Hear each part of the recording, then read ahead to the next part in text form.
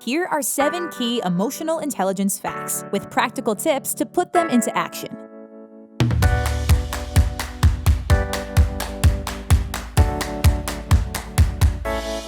Most of us have been socialized to think of some emotions as good and others as bad. Happiness is good, for example, and anger is bad. But this way of thinking misunderstands the function of emotions and often traps us in a struggle against ourselves when unpleasant feelings like fear, anger, or jealousy are inevitable. Take fear, for example. It isn't fun to experience, but it's essential. It alerts us to a threat and primes our brains and bodies to respond effectively. When we think of some emotions, or all of them, as enemies, we ignore valuable data. The first step to practicing emotional intelligence is to stop fighting our own emotions and start thinking of them as our allies.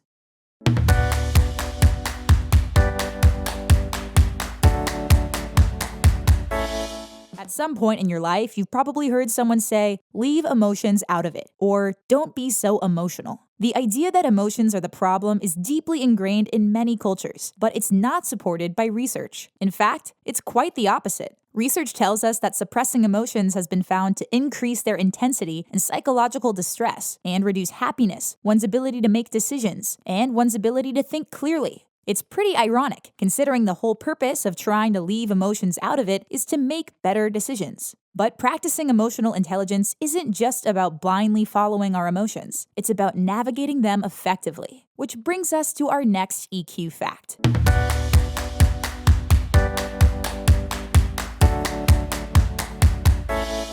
If left unchecked, emotions can intensify. Thankfully, there's a simple trick to overcome this, and with a catchy phrase to remember it: name it to tame it.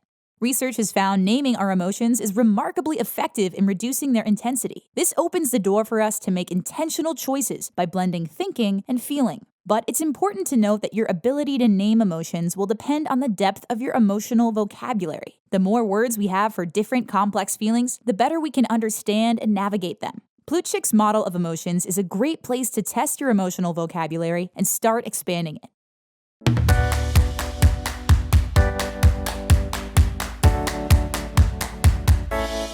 A quick recap of these first 3 emotional intelligence facts. Number 1, emotions are allies. Number 2, leaving emotions out of it is bad advice. Number 3, name it to tame it. Now let's look at a few more related to our relationships and interactions with others.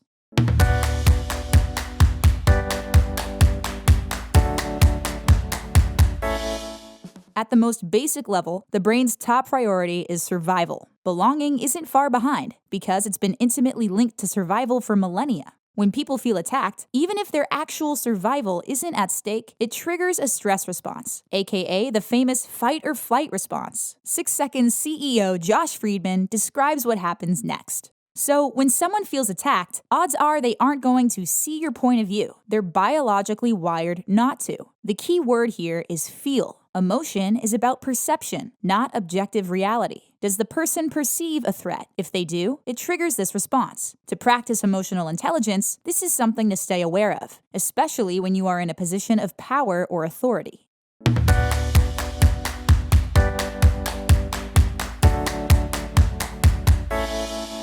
Building trust is a complex and time-consuming task, but one simple trick is to verbalize others' emotions. This is especially important with unpleasant feelings, like "you seem upset" or "you sound frustrated." Just like naming our own feelings reduces its intensity, naming others' emotions increases interpersonal trust. But be careful, because mislabeling a negative emotional state as a positive one has the opposite effect.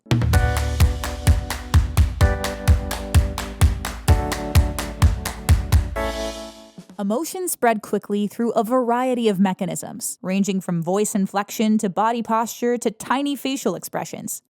To understand the phenomenon of emotional contagion, it helps to understand the evolutionary history and basic purpose of emotions. So, what is their purpose? Emotions serve to focus our attention and motivate our actions in a way that helps us survive and thrive. They provide information about our inner world and our relationships. And for this survival function to operate optimally, we are highly sensitive to emotional signals in the environment. Just as herd animals communicate with one another about risk and reward, emotional contagion seems to be adaptive for humans to function in groups as well. Here lies the importance of practicing emotional intelligence. Whether we intend to or not, we are spreading emotions to others.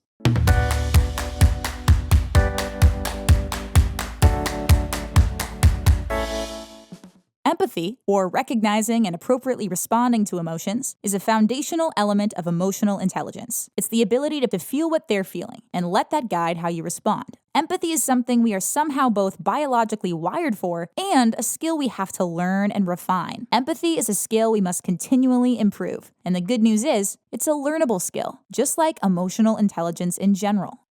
Here's a final recap of all 7 emotional intelligence facts. Number 1. Emotions are allies. Number 2. Leaving emotions out of it is bad advice. Number 3. Name it to tame it.